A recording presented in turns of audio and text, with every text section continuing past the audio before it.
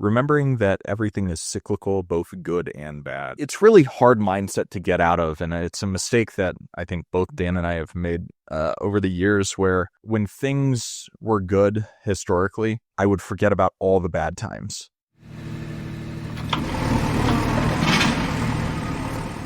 All right, welcome everybody. Today it's just Mason and I here talking a bit about some of our failures, lessons learned, and just some hard mistakes or hard lessons we've learned from mistakes we've made these last couple years.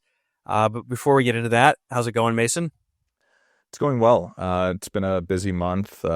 Spent time at the title company closing on some deals yesterday and driving out, meeting property owners, which is always my favorite day. But no, things are good, and I think it'll be fun to talk about what's been going wrong over the last few years and what we've done wrong, especially whenever things are going pretty right now. So we're able to, think about things from a different perspective whenever things are good. Of okay, let's not make those mistakes again while things are going well. Yeah, and I think when things are going well, it tends to be one of the easier times to plant the seeds of failure and mistakes for 3 to 6 months from now. And so we'll get into that, but you want to just start us off with our first category here? Yeah, and so we've broken this episode down into kind of three main parts, with a lot of them overlapping, which is going to be people as the first section, the business or operations and finance of it as the second section, and then mindset as the third section. So getting started with people, I think one of the greatest failures that I've had, and I know a lot of other people have had, including Dan here, is in relation to employees specifically. I think that coming from the corporate space and being in healthcare, which requires individuals to have certain specialties, and whether it's based on their profession or based on a service line, I always attempted to find and attract the best possible talent that I could, and then pay them as much as possible. It's really easy to do that whenever you're given a strict budget of what you can pay employees, and it's not your money anyways. So that works, but in a small business setting, that doesn't always work in the same way. And what I mean by that is, like, you do want to find the best talent, but I don't think it necessarily translates of who has the most experience. I think that in the very, very small business world of, someone that manages a company with 2 to 10 employees, that first employee that you hire is so absolutely crucial that it's actually, you should be a little less focused on the talent of them and more focused on the cultural fit of who that person is. Because what we do in this land flipping business, at the end of the day, it's not very complex. And for a sales related person, I don't necessarily need someone that can create a pro forma for $1 billion project. I need someone that's happy and eager to get on the phones, that's willing to learn, that doesn't think that they know everything, that maybe is excited about the prospect of cold calling rather than will avoid it at all costs. And I think that was one of my biggest lessons learned, is that the employees that you hire within your small business, the cultural fit of who they are, and ensuring that they're aligned with your values, your mission, your vision, and are financially motivated to the same level that you think they should be, is one of the greatest mistakes that I made early on, because that lost me a lot of money hiring an employee that I thought knew more than I did, which had historically worked for me. Yeah, it's a whole different world coming from corporate like you did to being in a small business where you're wearing a lot of hats. There aren't as strict, rigid procedures in place. You're going to have to do things beyond your job description, and you need to be flexible. And you also need to be a bit more self-sufficient than in a lot of traditional roles, because we don't have a centralized office. Your guys are working from home. So are mine. And so kind of a tangent to all this, where I made a mistake, is just expecting people to be as self-sufficient as I am, which is, of course, ridiculous in hindsight, but I did not properly encourage, manage, and give recognition to my employees when I started hiring. I mean, it's been almost 4 years now. And that's somewhere that I struggled, right? I didn't have a daily huddle. I didn't have procedures as clearly outlined as I do now. Mason, I learned from and take your advice of If it's not documented in an SOP clearly somewhere, then it's your fault that they're not doing it. So I've gotten much better there, but I definitely have found, especially in these sales roles where some of these people are getting beat up a lot and getting rejected, you've got to nurture the human side with sales meetings, encouragement, recognition, and that sort of thing as well. Yeah, and I think where, to expand on Dan's point, something that a lot of us feel whenever we transition from employed to employer or working in corporate to being a small business owner is we're very anti-corporate. And from that, we're like, okay, well, death by meeting. We don't want to have all these meetings. We don't want to structure things in this rigid way. But there's a reason that corporations do it. And it's not just bureaucratic, it's because it works. And I think being able to effectively implement a lot of those team structures and team dynamics and little things of the silly mission statement that you read on the wall of companies, having a mission statement for your company is really important because you're able to explain what you are, what you're doing, and who you are to potential employees. And if they don't align with that, either they're going to self-select out of the organization before they come in, or you're going to be able to have an effective roadmap, an effective picture of the ideal employee that's coming into your organization, because it's so critical at the beginning, especially whenever you're dealing with your own capital or investor capital, that your people make you as an organization. And the reason that you're hiring is, whether it's delegation of tasks that you're already doing, or it's being able to grow your business because you've reached capacity and you need to start having other people do the exact same thing as you while you're doing it. Those people are going to make or break you. And with that being said, I don't want to scare people of not, putting off hiring an employee, because I think a lot of people, whenever they're like, oh man, I just can't afford to pay someone, a base commission of $30 or $40 or $50,000 per year. And it's, well, you're not paying them that much up front. It's, it starts off on a bi-weekly or bi-monthly basis. And so it's a really important starting point. And I do wish I had hired, I think, earlier than I did. I think that I wish I had outsourced not the sales function first, but a lot more of the administrative functions prior to outsourcing sales. But with that being said, I do wish I had hired a little bit earlier. But one additional point that I want to make on employees related to hiring employees and related specifically to hiring sales employees is just the compensation structure. So to be transparent with my first salesperson, the way I structured it is their base salary was in the mid $30,000 per year range. And then they got commission. It was a tiered commission model that was based on the profit of every deal, had no relation to any financing components or contingencies that I had. So even if I was doing an equity split or I had debt service on the property or anything like that, they got what the net profit was prior to what any financing costs were to me, because I didn't want to punish them for my cost of capital. And then it was a tiered commission model. So it started out at 10% for the first $250K net. Then it went up to 15%, then 20%, then 25% for each $250K hurdle that they achieved.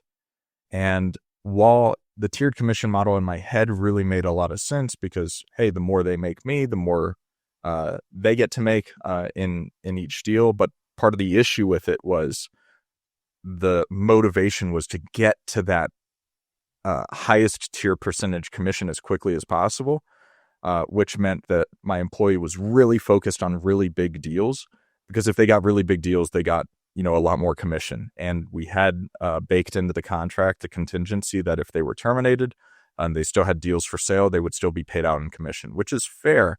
But it also made it so where, hey, now I have a bunch of big deals that are sitting for a long period of time that I'm going to have to pay commission out that, makes it a lot more painful. So I think the tiered commission model baked in didn't make as much sense. I keep it as a 10%, and then I have the discretion to give a higher amount should I determine that they did a really great job on the deal or turned over really quickly or the profitability was insane, and just not having that specific model. But I'll take a pause for a second on employees and commission structure and compensation structure to let Dan jump back in.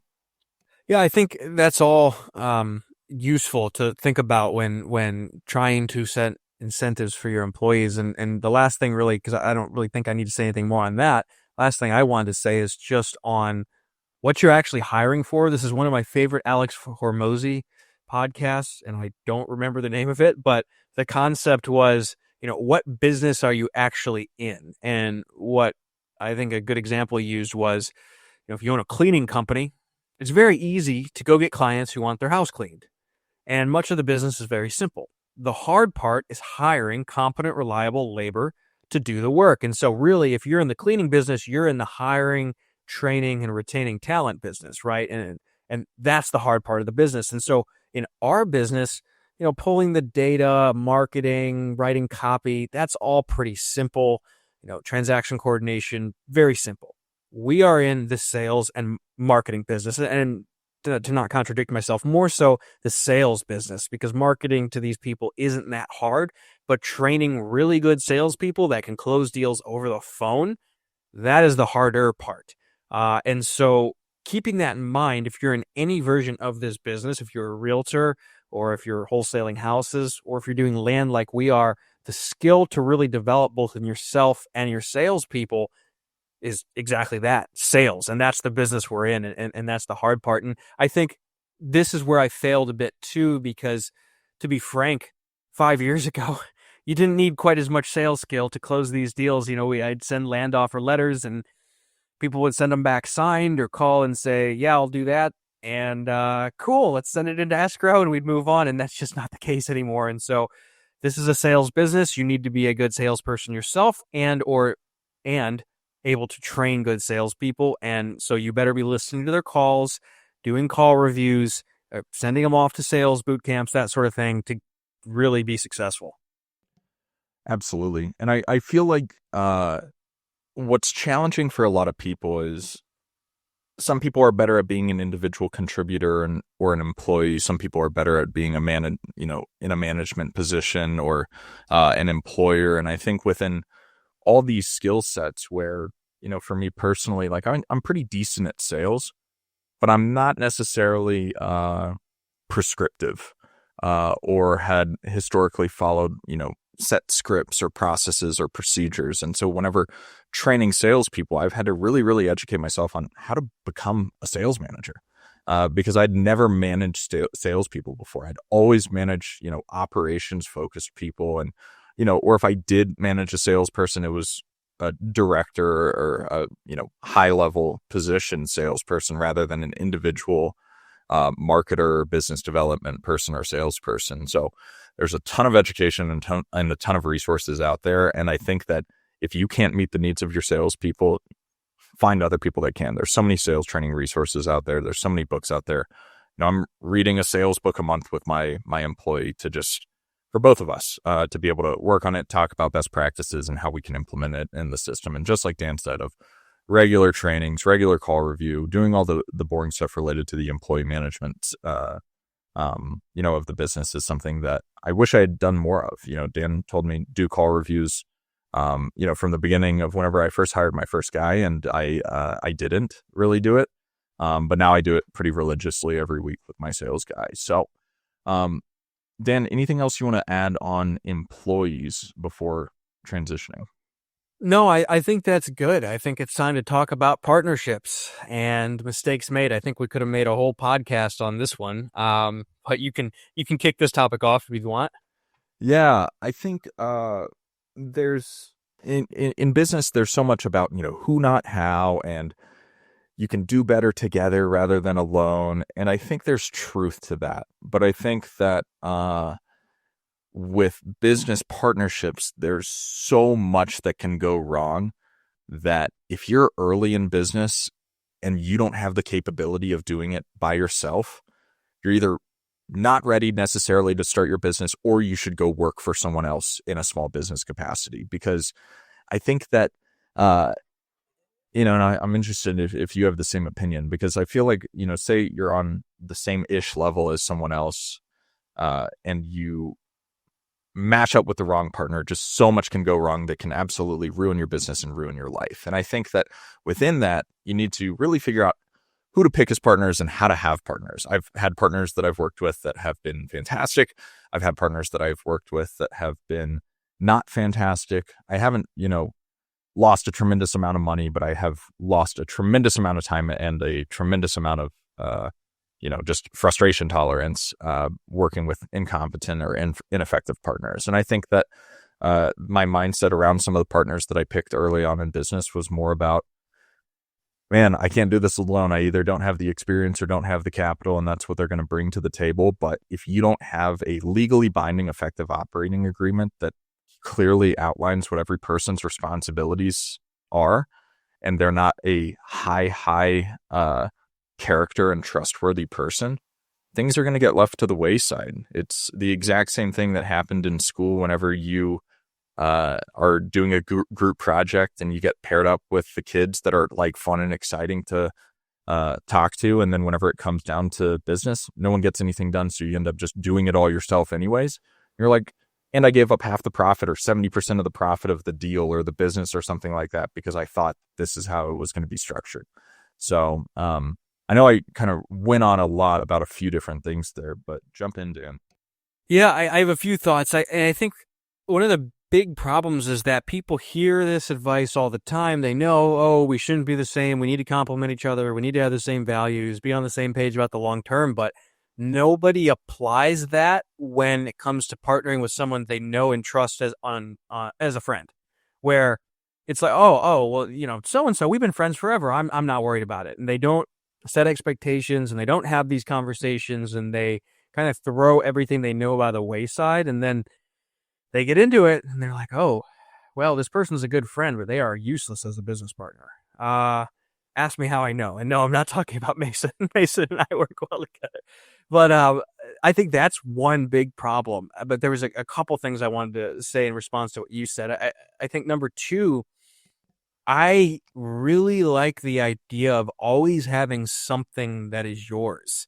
For me, I couldn't imagine being in a position where with anyone, all of my net worth was tied to somebody else other than potentially a spouse. I'm sure you and Rachel, or you and your wife, that's one thing. And, if I get married, I would want that with a wife. But other than that, I want to have a good portion of my net worth just totally under my control via both the active business and rental properties. I have a partner on about half-ish of my rental properties, and that works, but the other half are just mine, and I'm going to keep it that way. And then the third point I wanted to make is it's so easy when something is small to not really think of it as a big deal, right? Oh, I'm giving away half of nothing. Who cares? It'll be great. We'll have fun working together. And then you start to make money and you're like, oh, shit, that wasn't a good decision. And so, yeah, those are my three immediate thoughts. And I just think more time and pause needs to be given before partnering with anyone, and doing individual deals a bunch of times is a great place to start instead. Yeah, agreed with all of that. I think, the movie The Social Network is a great point of it's all fun and games whenever it's a dorm room startup until, oh shoot, you wake up one day and you're accidentally making millions of dollars. And then things might get really messy, especially if one person did a significant amount of additional work compared to the other person. And while Dan and I work well together, we're very similar, which I think it doesn't necessarily create challenges from the a frustration aspect or anything like that, because we are both hardworking and trust each other. But I think it creates a good amount of inefficiency of it's okay, how do we divide up the work of okay, you handle this area, I handle this area. And Dan and I, we have the fund that we manage together. We've got this podcast, and then, we have some education related stuff through our school community that we manage. And there's a good amount of redundancy. And so I recognize this. I'm saying this obviously with Dan right here and in front of Dan, but Dan and I aren't exactly a perfect match of business partners where we're both in the same mindset of, we get frustrated by a lot of the same things. We're good at a lot of the same things, and that works really well because we both have just kind of that get it done attitude, and we divide and conquer, and neither of us have too many feelings whenever it comes to business. So if one of us feels like we're doing too much, we would feel comfortable going to the other person and be like, dude, I can't do this anymore.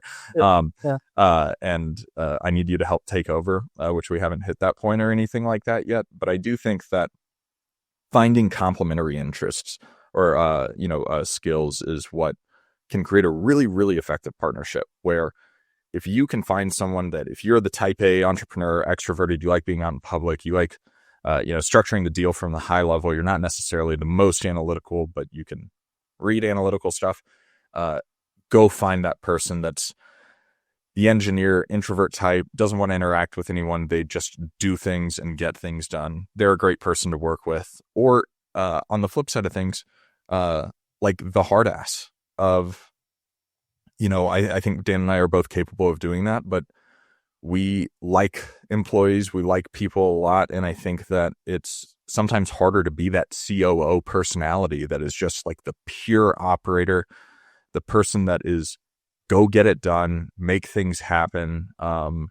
Sometimes we like to keep our heads in the clouds a little bit, but it's challenging too, because whenever you're in this position, you have to function a lot of times as the CEO and COO and CFO and chief marketing officer and every other position. And so I think that, kind of going back to employees of as you're building your organization from the beginning, like picture that ideal state of what it actually looks like of if you are 100 million or $1 billion company, like you're not going to be able to do it alone. You're not going to be able to do it without a leadership team to, keep you in check and keep everything aligned. So I think with approaching partnerships in general, while, working with friends can sometimes be fantastic and sometimes it can't be.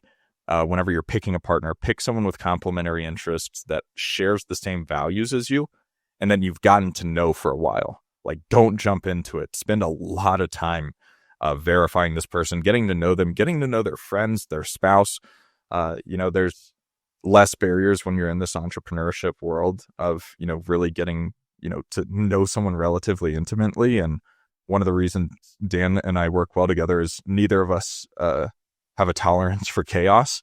And we really try to live very stable and secure lives. And you can see it with our friends and our partners and stuff like that too. So, it's just such a crucial, important decision making. Don't jump into partnerships, really get to know people and make sure that their values align with you.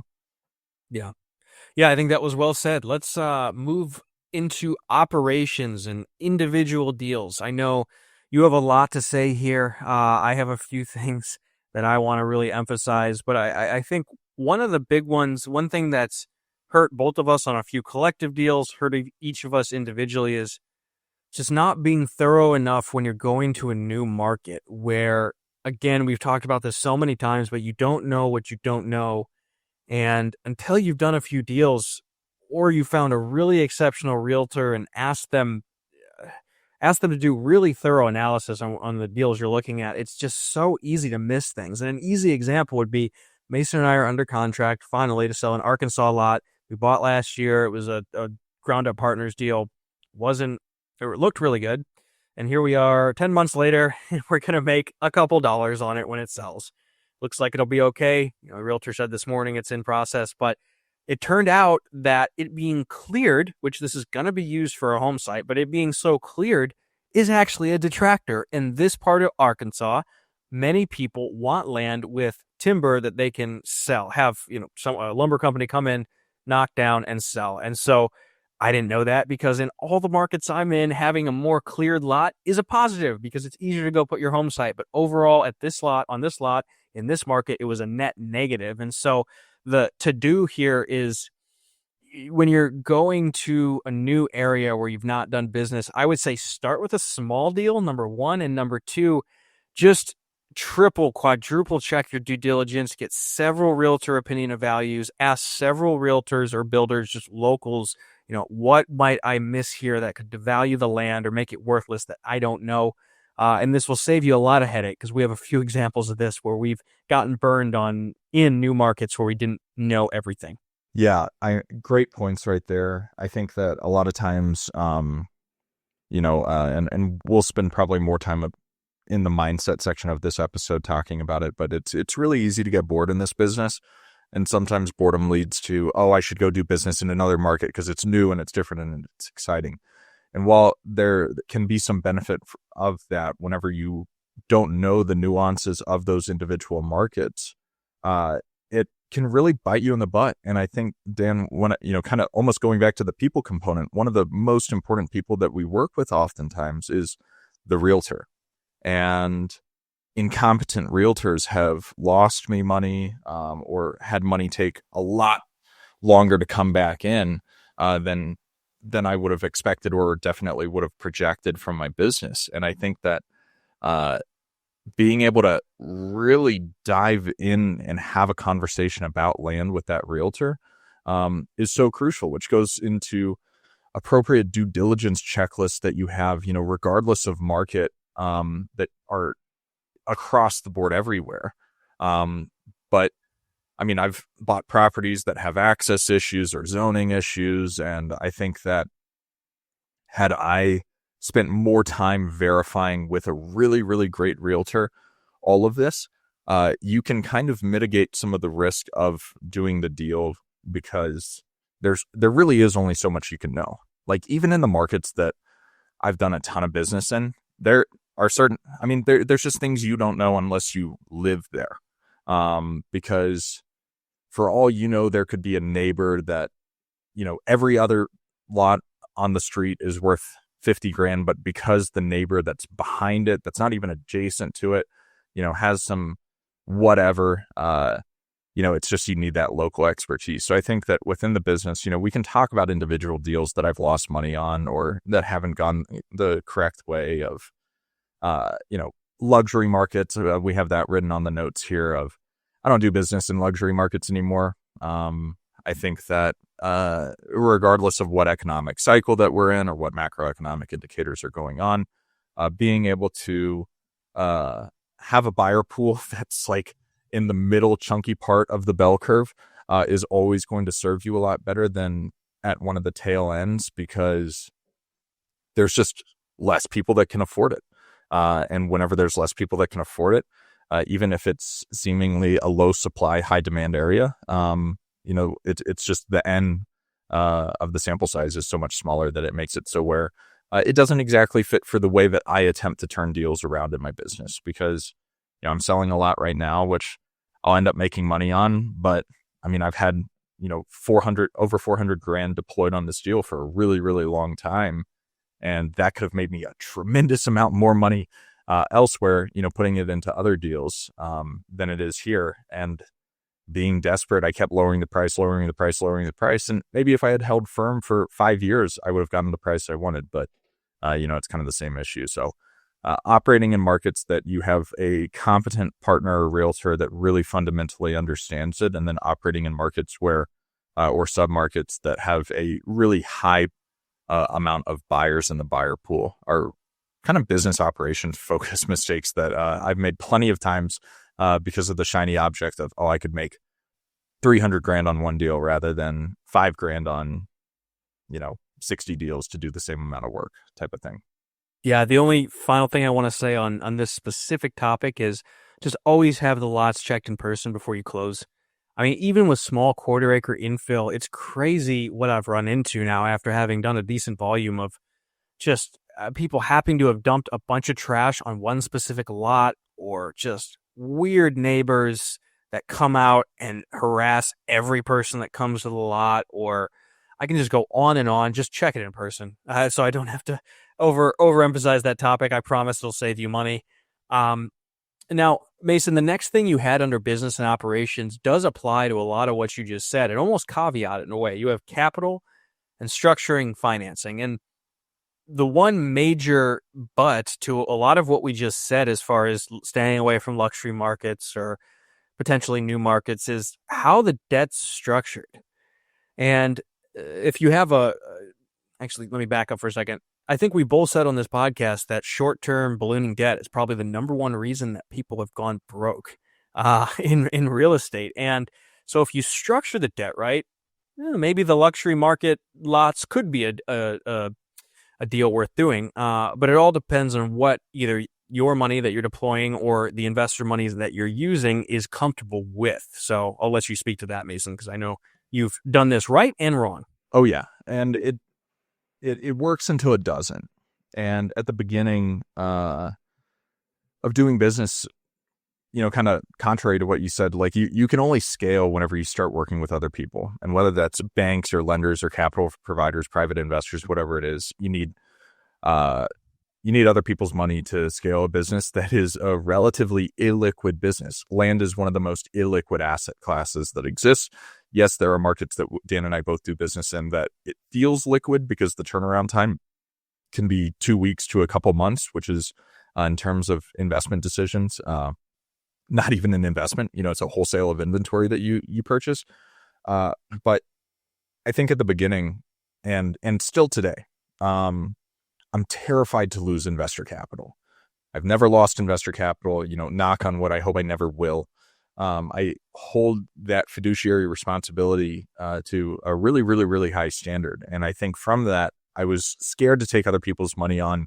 And so whenever people were putting money into my land deals, I was like, okay, well, if I was, worked really hard to save up money to have the ability to invest, how would I want a deal structured? And for me, I was like, well, I would want it with only upside and absolutely no downside to eliminate risk in the decision. And so the way I had my attorney structure these deals was, okay, the capital provider comes in, and, I do the management of the deal, and then we do a profit split whenever it sells, 50-50, 30-70, 70-30, every mix in between. However, what, we put in there as a contingency is if the property doesn't sell within 9 months or 12 months or 15 months or whatever it is, the investor will get all of their capital back plus interest. And if you're an investor and you hear that, you're like, why would I not do this deal? Like, this is a slam dunk deal. Like, ideally I'm going to make a lot of money, but at the bare minimum, I'm going to make 15-18% or whatever the agreed upon interest was. And I think for me, what I learned was, don't set up deals like that, where if the investor is coming in and, it's a profit split model, make sure, the investor gets paid first, upon the deal selling, and you don't get anything if the deal sells at a low cost, but structuring it in a way where only one party has risk, it doesn't really work in the long run. And I think I had $900,000 in deals in between. It was like August to October of 2024 that all came due at the same time, which was extremely stressful. And a lot of them are selling now, which is great. And, getting money back, which is great and everything. But having to come up with that much cash all at once was really, really stressful and something that I'm never going to do again. I've got one more deal that's, or not structured like this, but I have one more deal with that on it. Everything else is structured in a really, really favorable way now and moving forward, because I don't want to be one of those people that are no longer in business. And that was super, super stressful. And I remember being stressed about these deals when I structured them this way in 2023. And Dan and I would be at the gym, and it was like after September of 2023, it was like, we'll never talk about them again. And here I am, March of 2025, talking about these deals because they took so much longer to sell than anyone anticipated. And I think that that's something to recognize is, and you've got deals that are going to take a lot longer. And if you build those assumptions into any debt or financing or equity, agreement that you have and have contingencies in place, you can do things right. And it gives you a lot more freedom and strategy. But setting things up in a way where it's only one party has any risk in the long run, while it might be good sometimes at the beginning, make sure it's really small dollar amounts and not these huge dollar amounts that I did. Yeah, because I made some of those same mistakes, but it was never such a drastic amount of money where I've had to cash a few people out. There's one on the books I might have to cash out. I'm prepared to do it later this year if it comes to that. But it's the same mistake, and I'm still working on improving investor agreements. And honestly, the longer I do this, the less I want any sort of not to get off topic, but I personally am more and more just wanting to multiply my own capital with land. But that's a whole nother conversation. Well, and I think it's related to what we're talking about here, where, and we'll be shifting the mindset pretty soon. But coming into this business, I feel like I had such a bad taste in my mouth of wholesalers. And still now, I sometimes have a bad taste in my mouth with wholesalers because the amount of people that have attempted to wholesale me deals at 160% of market price It's outrageous, and it borders on like really unethical business practices. And Yeah. I have a a very much so one strike rule. If you submit a deal to me that is just so fundamentally wrong, Mm. I will never consider ever doing business with you again. Yeah. While I always assume ignorance and not malice, um, there's so many competent wholesalers out there and great people to work with that like understand the business that I would work with. And I'm not going to be here to give you training wheels on how to do this properly. But that being said, the beauty of wholesaling and why it's appealing is because you're eliminating that cash conversion cycle and the liquidity crises that you can run into in this land business. And that's why Mm-hmm. we're attempting to do a few more wholesale deals. But with that being said, I keep not doing wholesale deals. I keep, purchasing properties, and a lot of times just using my own money in deals over and over again. Even as access to capital grows, sometimes I'm like, I don't know, I don't like the fear of having someone else's money, in a deal, with me in this capacity. I like having investor capital spread out amongst multiple deals, which is what's so nice about ground up fund and how we've structured that our fund, and being able to really securely use investor capital. But on those one by one deals, still learning how to structure it, but also building a business around not just deploying endless amounts of capital, because it's stressful.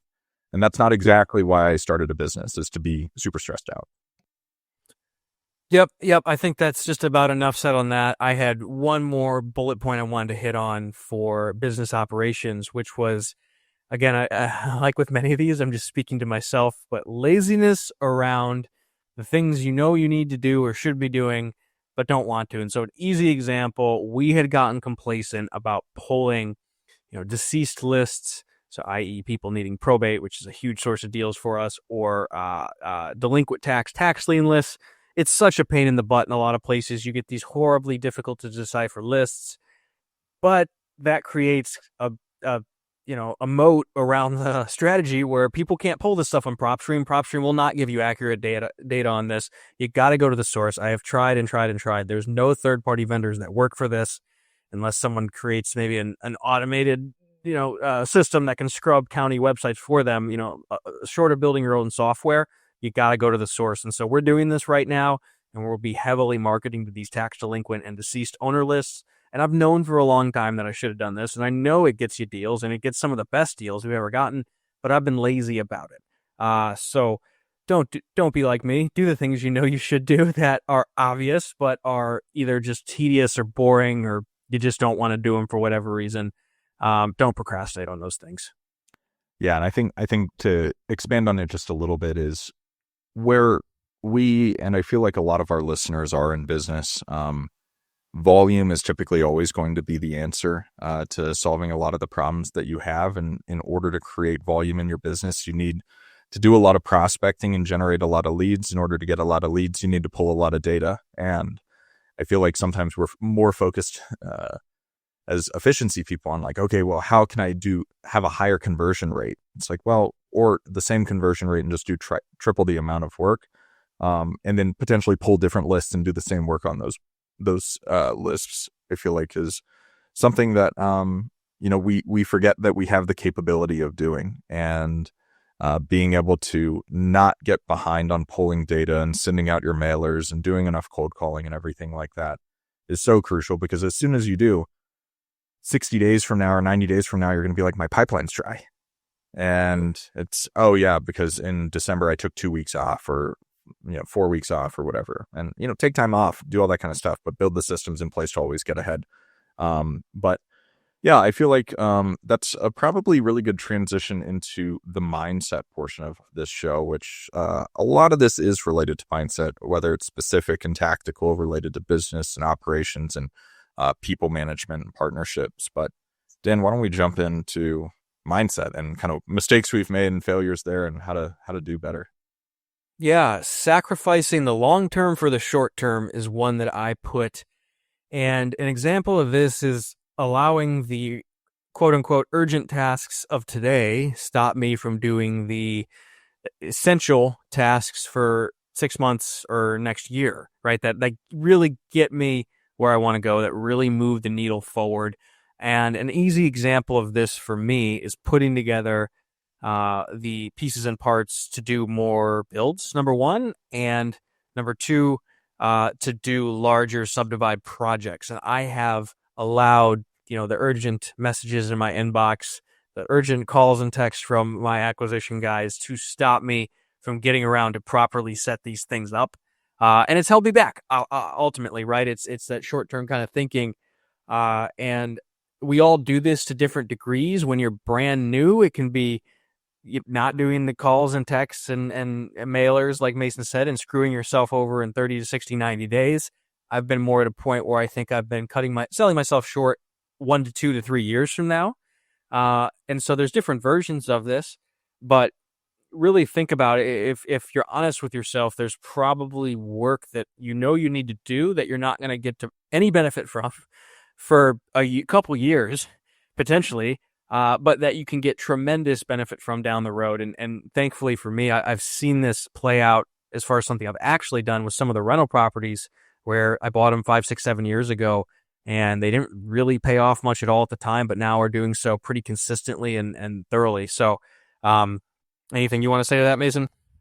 Yeah, I'm going to not contradict you, but a little contradict, or, have a differing opinion a little bit. And I think that, and I think you'll agree with it too, though, while Dan is absolutely correct, if you need to not sacrifice the long-term in advocacy or benefit of the short-term, there's a threshold that you probably should achieve before focusing too much on the long-term. And I think that, with while Bigger Pockets is where most of us in this kind of like real estate entrepreneur podcast space got started listening and learning and, seeking out, like, let me get a rental that makes me, $300 per month, with a $300,000 mortgage. Sounded really exciting for a while. I think a lot of the, at the beginning of starting a business and starting to make a good amount of money, putting a lot of that money into investments that won't yield anything for a long time wasn't necessarily the right move for me, or with a lot of people, of like with rental properties, of once you have a really beast of an active income generating business, that's a really good time to start building up these other pipelines of more passive opportunities, more long-term growth opportunities, because you want to keep reinvesting capital back into your business. And just like we said, of like, we love buying our own deals. But regardless of where you're at, you should be putting something aside, automatically, and putting yourself in a good cash position to be able to start taking down some of those deals. So it's like it's a little dance you have to do and have to balance. But like when you're right at the beginning, just starting to make money, like, you should figure out on how to make more money before like jumping into a rental property that's not going to make you a lot. Okay, so I totally agree, and I kind of regret using or mentioning rentals because that really wasn't the point I was getting at, because you're right. If you're broke, you need to make money first. What I was trying to get at is, really, I'm thinking about where I'm at now, where you're at now, where a lot of people I know are at, and staying busy all the time, right? I could have more of these builds going. I could have potentially one of those subdivide projects we've talked about so many times with modular homes put on it, right? I could have that in process if I had taken the time to put together the pieces and parts to do some of those larger projects, but I haven't. And so when opportunities have come around to do them, I wasn't ready to execute. And again, I'm speaking to my specific position where I knew I wanted to do these things. I have the resources, I have the network, and I've always, how easy it is to open your inbox and respond to emails too many times every day, as opposed to setting aside 2 hours where you don't look at your phone or email and put some of these pieces and parts together for some of these things that might not come to fruition or pay off for a while. And you might have a different version of this in your business. So I wasn't necessarily talking about investing, because if you're broke, don't worry about investing. But if you're new and you're just making money, it could be setting aside an hour to set up a website and have a logo made and getting your Google business profile set up. This is something I didn't do for way too long. So you can start getting reviews. Something that isn't going to pay off a lot now, but in 3 years, and you have 40, 50, 60 reviews, might be a huge windfall. So there's an example outside of investing of what I mean these things that'll pay off tremendously in the long run that you can still manage along with taking care of your short-term needs, but kind of procrastinating on with day-to-day tasks. I guess that's more of what I was trying to say. Yeah, no, and it makes sense, and it's kind of along the lines of working in the business versus on the business, and setting yourself up to where it's nice for the visionary entrepreneur to be able to do stuff like this too. Of you take, okay, here's an idea of, okay, we're really great at land acquisition, know how to do new construction, know how to do minor subdivisions and subdivides. So here's a plan to kind of put it all together to do like a vertically integrated business. Here's who we would use. Here's the cost. Here's everything that whenever I am in a position of a high degree of liquidity and access to capital, I know exactly what I'm going to do. I'm going to be able to execute on it really quickly because I did all of that work that, a year ago or 6 months ago that I don't have to work at now. And now I can review it with a fresh mind as I'm going through it and be able to act on it because it's so easy to get caught up if you're like, man, I was so busy today. And it's like, okay, well, what accomplishments did you have? And sometimes it goes back to the corporate world of what deliverable did you create at the end of the day? Oh, you responded to emails. You had a conversation with someone that maybe was an investor. You did this, you did that. And it's like, okay, well, what'd you create today? And I think that's one way to think about it too. And then I'm really interested in your number 3 here. I think we skipped number 2, but jump into that one for me because I think it'll be good to talk. Yeah. Dogmatism after having been in the business for years. And we're in a fast-moving, ever-changing environment with all the technology and competition that's coming to land, and it's easy to get stuck in your ways of, okay, I've always done it this way. Alex Hormozy says to do one thing and stick with it forever, so I'm going to do it like this. And I agree with the one business, one asset, one means of making money, but the methodology needs to change and adapt and evolve over time. If I was only sending 10,000 mailers a month, I would not be doing very well right now, but we got heavy into cold calling because it's become very productive, very profitable. We have a few other things we're doing as well that are new and different from what we used to do. And I've had to adapt. And if I hadn't, I think we'd be not very profitable, if profitable at all. And so I have done this to a degree. I've been dogmatic and, this is what always works. This is what I've always done. So I'm just going to keep doing this. And again, I'm talking about the day-to-day tactics, not the concept. The concept, the business of real estate investing, of land investing. I don't think that's going anywhere. I'm not changing from that. It's just the methodology. There's always tweaks and changes you need to make, and don't get too stuck on your ways is really the moral. Yeah, and I think that right there, it's just like what we were talking about before. It's a balance of if it has been working and it kept working, don't stop doing it, but assess really whether or not, okay, do I want to add more or do I want to test something different and, put more effort, time, and money into this other place? Because if you stay the exact same, you don't, you aren't creative, you aren't pivoting a little bit, you will die in business. But the idea of a pivot with what we're talking about specifically, related to marketing channels within the land business, is it's not a 90 degree or 180 degree. You're just a slight course correction of, okay, I'm going to slightly change this, or I'm going to add another ship that's going to run parallel doing the exact same thing. And then test it. And also realize it takes a lot more data to actually come up with any sort of real conclusion on your hypothesis than you think. Of the amount of people that are like, man, I just haven't gotten a deal yet. I sent out 140 mailers 2 months ago. It's like, well, okay. Like, spend time, do the effort, but also don't get caught up in the dogma of turning into one of those people that in the corporate world of, well, why do you do it this way? It's like, well, because we've always done it this way. Because as technology becomes more apparent, as there's more competition, you will start losing. Yep. Strongly agreed. Okay. Ego when moving into bigger projects kind of goes hand in hand with what we were just talking about. And I think this is just a hard reality both of us have had to come to. And so the easiest way I can say it is when I first started in land, I didn't have much money and I had an investor fund most of my deals. I gave away half the profit because he was funding them. He was holding my hand through it. He was giving me advice. He was the land expert, right? So it was kind of capital and consulting he was providing. And that sucks. But it got me started, and I learned, and I was able to accrue a decent amount of money so I could start funding a lot of my own deals. And every step of the way, unfortunately, we reset and we're newbies again. And so, Mason and I have done hundreds of deals.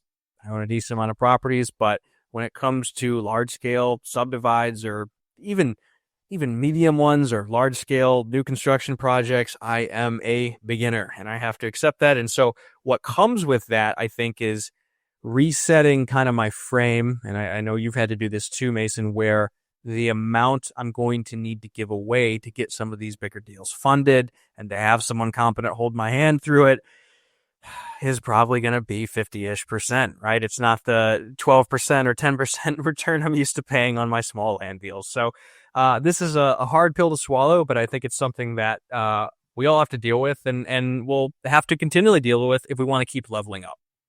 And I think with that, it's okay to work for someone to get involved in bigger deals of whatever the skill set you've been building or whatever, whatever it is that you've gotten really good at.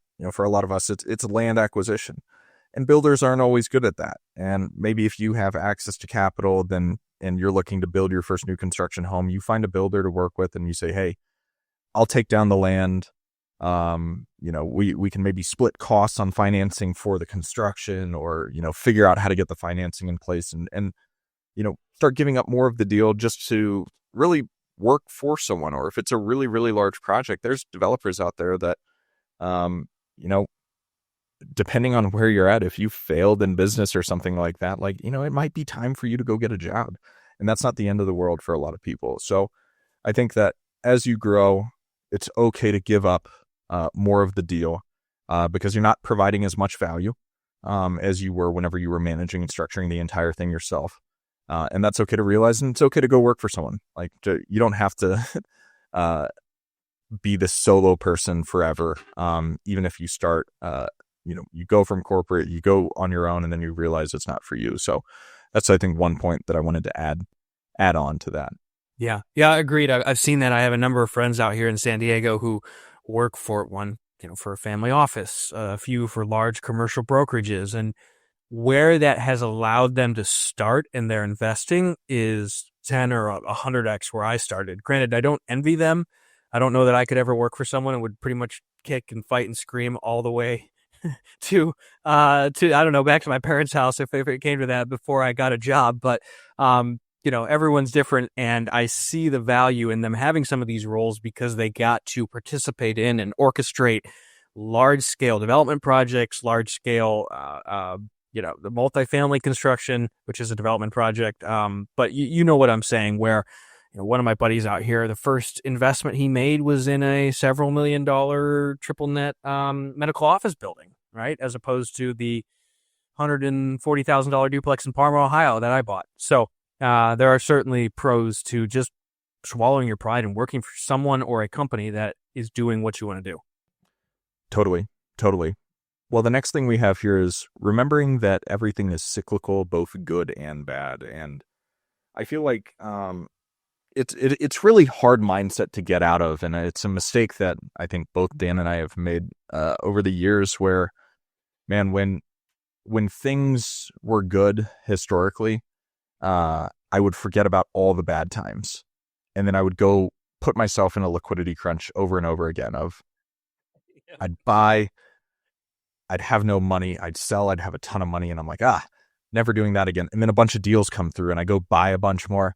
And it just kept happening over and over again. And right now I'm in a sales cycle. And like, as this happens, I'm really going to try not to go spend all of my capital to go buy a ton more deals, even though I will use it to buy more deals.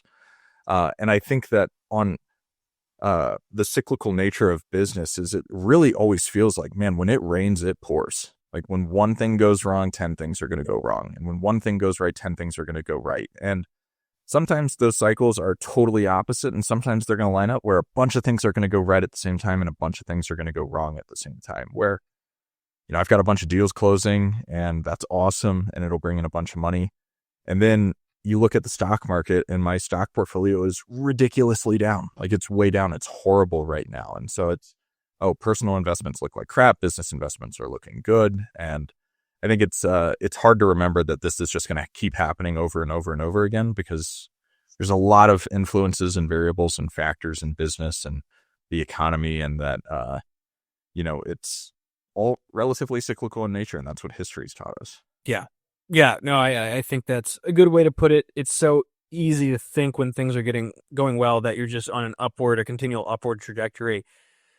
And that is not the case. You are going to get kicked in the teeth, sometimes for months, maybe for a year. I think Mason and I overall have been fairly sheltered. I mean, he told you about some of his struggles. The end of last year and beginning of this year have been slower for me, but I'm not going bankrupt. A lot of people have actually gone bankrupt the last couple of years. It's been a rough few years for a lot of people. So, just keeping that in mind and always having that oh shit fund, I think is really important. But all right, what do we have next, Mason? Everything has trade-offs. Yeah. A wise man once said that. I typed it. That's the joke, guys. But anyways, no, I read an article from Howard Marks that I've probably referenced on this episode recently. It was last fall amidst the election, and it was political reality versus economic reality. And the whole moral was that politicians of both parties make these promises as if there are no trade-offs. And that's the political reality, whereas economic reality says something very different, which is there's always a pro and a con to all these different ideas and policies that these politicians have. And I think that is just such an important concept to keep top of mind in business and life in general. And so applicable to what we're talking about, it's just so easy to get excited by what somebody else is doing in the space. We interview all these interesting people in real estate, and every one of them sounds like they have the coolest business ever. But there are problems with what they do, and challenges and frustrations, just like with what we do. And I think realizing that and keeping that top of mind, and that you're just ignorant of what happens in that business that you might not like, is important, so you don't get distracted. Agreed. And I think a lot of people really only share their wins on social media and on podcasts. And then, sometimes the mic turns off and they're like, oh man, it's been horrible. Like, and you see this total shift in personality. And, we won't say who or anything like that. And we're not talking about anyone specifically, but it's a general sentiment of, a lot of people will say that everything is always perfect. And then you, as someone that things aren't going super well for, maybe at this particular moment, because you're in that cyclical bad, portion of the cycle, you're like, maybe I should do this. Maybe I should switch to houses. Maybe I should go do mobile home land packages. Maybe I should go, flip cars or buy businesses or God only knows what. And I think that it's just shiny object syndrome, and the grass is always greener. And going back to, two points ago that we made of, you're going to be a newbie again. In no matter what you do. And I promise most of the time, unless you started off with just a really bad investment thesis or business model, it's better to just stick with it and get better. Yeah. Yeah. Okay. The last one I had put on here was procrastinating with work you like to do. And this is very much a corollary to my earlier point about laziness around pulling the tax lien list and getting all that set up and automated. I frequently procrastinate with work I like to do. I procrastinate by going to the gym because I like exercising. I don't need to go exercise twice a day, but I like to, because then I don't have to do stuff I don't want to do, like pull tax lien lists. And so just try and be self-aware about this and not use quote unquote work as a way to procrastinate from the work you really need to do. Yep. And I think one of the greatest time wastes out there, which I'll reference an episode that came out a few episodes ago, which is effective networking for the land professional. Networking can be one of the greatest time sucks that exists, because you think that you're going to go meet people and they're going to, I don't know, give you money, or give you deals, or give you systems or something that's going to improve your business. And most of the time that's not going to happen. So encourage you guys to go listen to that episode, because that is a form of procrastination that ends up not only just wasting your time, but wasting your mental energy, regardless of, who you are. About half the population's introverted, half is extroverted. I can have social interactions that energize me and make me want to keep socializing. And I can have social interactions that I'm like, I need to crawl into a cave and never speak to anyone for like 3 weeks because that just sucked all of the energy out of me and out of the room. And that was a big waste of time because you have those days. And then it makes the next 4 days unproductive. So being effective at networking and being in the right rooms and not using it as a form of, procrastination that you think is effective. Just like Dan, like going to the gym. I like cleaning. Sometimes when I'm cleaning, I feel like it's like I'm being so productive. But focus on what matters and spend a lot of time on it. But that kind of wraps up the list. Dan, anything else you want to add to this episode? I know we went a little bit long, so if any of you guys are still here, thank you. We really appreciate you guys. Yeah, no, I think that's just about it, Mason. I mean, most of these things we all know. It's just helpful to verbalize them from time to time. And much of what I said, I was just ranting to myself because these are mistakes that I have made over and over and over again and still do. So I think that's about it. If you want to take us out of here. Yeah, I think the very last thing I'll say, there's a great book that Dan recommended to me a couple years ago called Mistakes Were Made, But Not By Me, about cognitive dissonance. And there's definitely some themes of that, throughout this episode. So I encourage you guys all to read that. But with that being said, this is Mason McDonald and Dan Haberkost with the Big Picture Blueprint signing off.